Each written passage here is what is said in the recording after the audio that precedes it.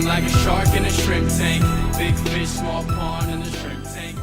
Hello and welcome back to the post-show video wrap-up of The Shrimp Tank. My name is Lee Heisman. I'm here with my co-host, Chris Hanks, Joey Roos from the KSU Entrepreneurship Center, and our guest today, Jennifer Hartz from Corporate Hartz. Now, Jennifer had some great content. I recommend downloading the episode in its entirety and listening to it. It's amazing what she's doing in the communities here, and you really have to understand more. So, Jennifer, at Corporate Hartz, you have really two segments. You have a corporate social responsibility segment. You have a family philanthropy segment. Can you describe what you do for the listener that might not understand really your industry? So in the corporate social responsibility end, this is about helping businesses do better at their business, whether it's increasing revenue, decreasing costs, building brand, building network, working on HR issues. It is about making more money over the long term for the company. Companies are not people, despite what the Supreme Court of the United States said. So I have a second line of business where I work with people as human beings, and that is helping them with their family wealth. They've gone through a liquidity event. When the entrepreneurs from KSU become successful and go public and sell their businesses, they can call me up, and I will help them figure out how to make that money useful and meaningful in their lives and in their relationships, in their personal life, and in the world. But on the corporate side, we look at the bottom line, making money. So, one thing I thought was interesting, we talked a little bit about on the show, and I was hoping you could elaborate, is your clients are range in size pretty significantly, which can be a huge challenge because there's different needs and different expectations from a very, very large client to one that's relatively small. How do you manage and handle that? Every client is unique. They really are. And they can be in the pharmaceutical industry or banking. I've worked in hotel franchising and chicken. I've worked in all sorts of companies. Global. Right now I have a global company client and a national company client, one in retail, one in manufacturing consumer products.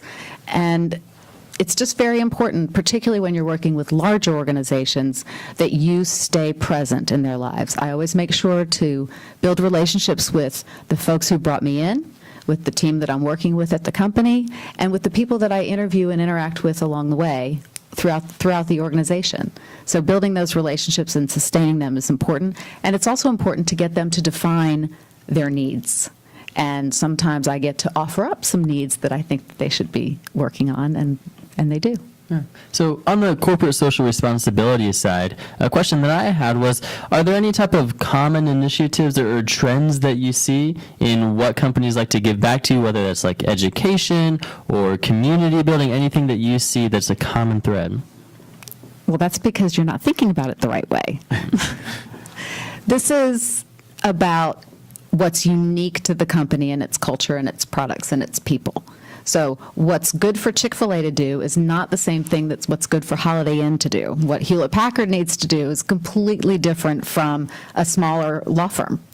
So each project is different and unique, and therefore the civic issues that we try to address are different in every single case. They have to do what makes sense to their people, their products, and their services. That's the only way that it will have a long-term business benefit, and that's the only thing that will keep it sustained as leadership changes over time, as they acquire or shrink. If it's doing something that brings a bottom line benefit, then it will keep going. So it has to be very intricately tied into the company and its culture. So, Jennifer, if people want to use your services, how would they get in touch with you? They could go to my website, corporatehartz.com. That's the best way.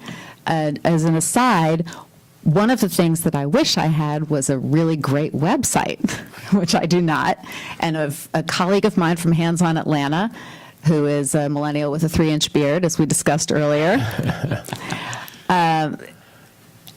was so disgusted by it that he's offered to fix it. So that is wonderful. Please come to the website and focus on content over presentation. So nice. You know, what we also learned about Jennifer and myself, us being kind of in the similar age range, and Joey talked about how highly connected I am and how highly connected Jennifer is, and we don't even have active Facebook accounts live, because what we know and we deal with is spend time with people, spend the quality time, make a deeper relationship. That's what you do with your clients every day. You're not a numbers company. You're a company about quality and spending that deep relationship building time with your clients, and it's kind of what I've also subscribed to as well. So, Jennifer, thank you so much for coming on the program. Thanks for My name having is me. Lee Heisman. Thank you, Chris Hanks, Joey Roos, and this was your post-show video wrap-up of the Shrimp Tank.